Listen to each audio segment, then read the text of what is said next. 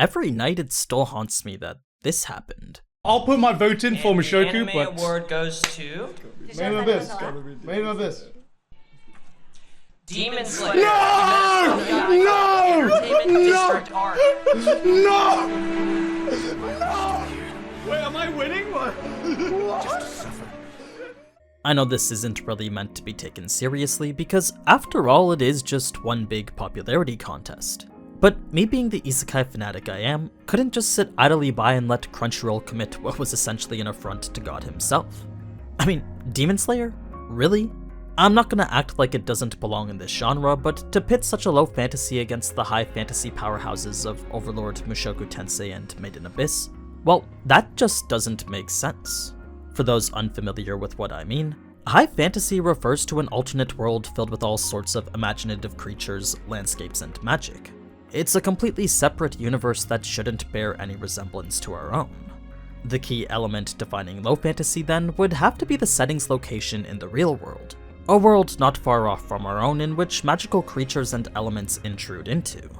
So, for a low fantasy where the only magical aspects are demons and slightly overpowered breathing techniques, it makes you wonder how it even got nominated in the first place. I mean, if the best fantasy is judged on the elements that make it such, then you'd think the nominees would only be the shows that were chock full of them. Like, even Attack on Titan would have made more sense than Demon Slayer here. But since there was obviously little thought put into this, allow me to right this wrong that Crunchyroll has made and tell you about what I think is the actual best fantasy anime of 2022. A show that not only incorporates high fantasy well into its story, but also excels in many of the other areas that make an anime objectively good too. Let's talk about Mushoku Tensei. At first glance, Mushoku Tensei seems just like every other isekai. A shut-in from Japan gets run over by a truck, then before he knows it, he's reincarnated into a new world of magic and fantasy. It's the classic intro we've seen hundreds of times over by now, the standard approach that so many others have gone to replicate. So, what makes Mushoku Tensei different, you might ask? Well, not too much if you're looking for something that breaks the mold, but pretty much everything in the way that it handles that mold. You see, all those generic tropes you may find cliché and overused in other isekai are applied to the fullest here and used as a means to develop the world, characters, and plot. Something as simple as our protagonist becoming overpowered isn't just a product of the new life he's been thrown into, but instead the result of a long, fleshed-out journey that spans the length of years, decades even. It's a journey in which there is no finite goal like defeat the Demon Lord, but instead this ongoing path of self-exploration and self-reflection. It's a highly character-driven narrative far more immersive than any isekai or fantasy we've seen before. The core reason why I think that is because the main character Rudius is shown to actually age. Like, he physically gets older with each passing arc. He's not perpetually stuck in a single time period of his life, but is instead shown to grow from infancy to adulthood. The entire series is us going through the events of his life as he matures both physically and mentally, providing this incredibly realistic portrayal in the way him and the others around him are developed. Now, I could talk about how this is masterfully applied to portray Rudy's progression from degenerate to respectable, but I think that concept is pretty much a given by now. I mean, anyone who's ever even heard of Mushoku Tensei knows that he's about as degenerate can get. So, rather than talk about how the story constantly works towards rehabilitation by having him learn from his mistakes, I instead want to focus on how the side characters are developed.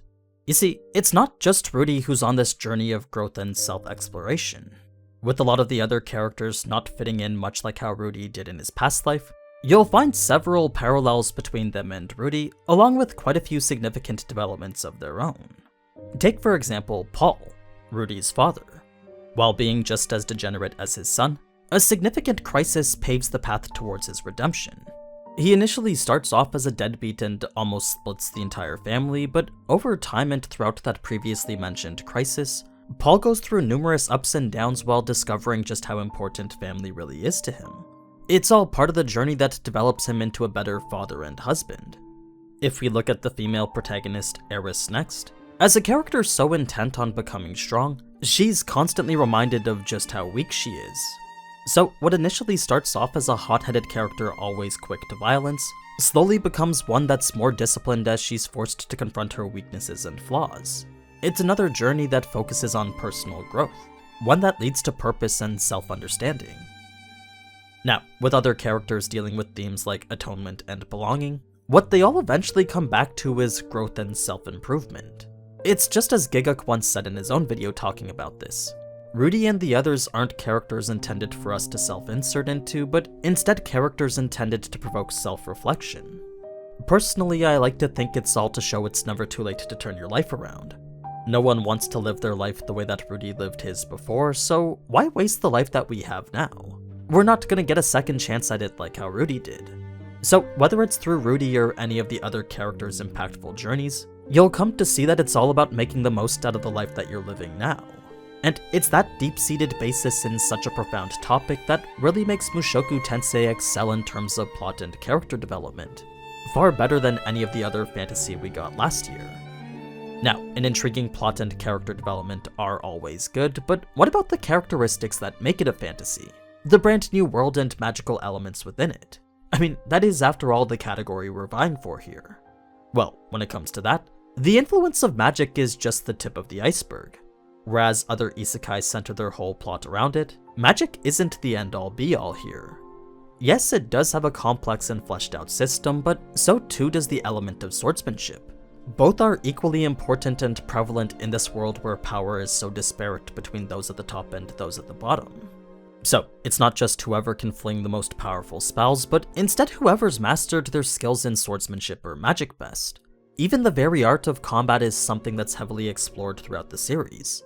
And that's an element that ties deeply into the various kingdoms and races that stem from them. Just like how Overlord has various kingdoms, each with their own political goals and motivations, so too does Mushoku Tensei, except bigger. What I mean is that the entire world is established beyond the scope of just kingdoms and cities. There's the continents in which they're located, the regions, kingdoms, and zones that constitute them, then the unique populations that reside within them, all of which are made distinct and clear, as well as given historical reasoning as to why they turned out that way. Now, you may think details like that would be given in some sort of exposition dump, but the way the world is defined is actually far more creative. Certain historical facts may be briefly mentioned as part of a larger conversation, while defining landscapes are always highlighted whenever the setting is being changed. Clear features distinguish certain races from the others, and those defining traits can even be the root cause of various problems they face. Those problems can then range between anything from cultural to political, and even tie back to the diverse history of the world I was mentioning. Then, as if lengthy visuals weren't enough to highlight the transition from one kingdom to the next, the opening song and sequence will always change to match the setting it's in.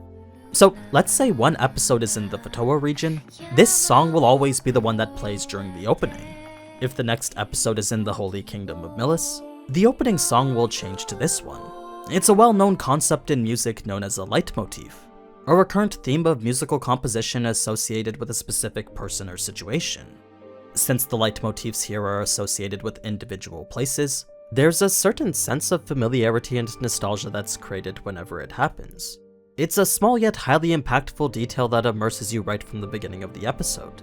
90 seconds of music and visuals, both working in tandem to set the tone of where we are in this adventure.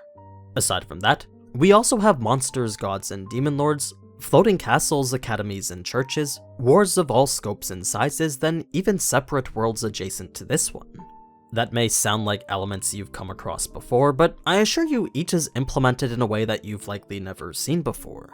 So if all that doesn't highlight the imaginative and immersive fantasy that is Mushoku Tensei, then that's on me for not explaining it well. I honestly wish I could dive deeper into each of them, but a video like that would last for hours. So instead we're gonna move on to its strongest selling point yet, the animation. Regardless of whether you like the anime or not, pretty much everyone will agree that the animation is phenomenal. For me, I honestly haven't seen anything this good since Violet Evergarden. Whether it's a super intense action scene, the casting of some beautiful magic, or even just the opening of a piece of bread, every aspect, foreground or background, just comes to life with the stunning visuals and fluid motion of it all. With such precise detail and rich textures being applied to both characters and environments alike, there's a whole new layer of depth and realism to be appreciated here. Like, Eris's character, who'd never stepped foot on a beach before, can be seen losing her footing when experiencing the unfamiliar terrain of sand for the first time. If that isn't attention to detail, then I honestly don't know what would be. So it's little things like that that are sprinkled all throughout the anime. They're not always apparent, but if you pay enough attention, then you'll start to see just how much a masterclass of animation this anime really is. The studio behind it was very clearly passionate with what they were working on. Combine that with a soundtrack by Yoshiaki Fujisawa, and what you get are OSTs that perfectly capture the tone of whatever's happening. Grand orchestral arrangements capture the feelings of sense and awe, while ethereal notes are used to create a sense of mystery and intrigue.